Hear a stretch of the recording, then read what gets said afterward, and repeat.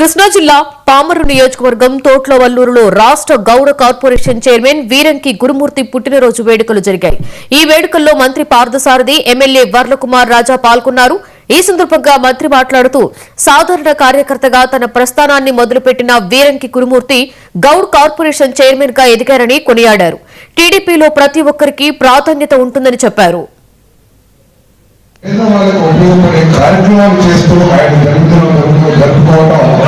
చాలా సంతోషం చెప్పేసి మనం చేస్తాము. రక్తదాన శిబిరాలు ఆర్గనైజ్ చేశారు. కంటి ఆసుపత్రి కంటి చూసాను, ఎండిపోయిన క్రికెట్ ఆడుతూ ఉన్నాను. అదేవిధంగా బ్లడ్ టెస్ట్ కానివ్వండి, మరి బోర్డ్స్ ఆర్థోపెడిక్ కానివ్వండి, ఇవన్నీ కూడా ఇవన్నీ పెట్టారు.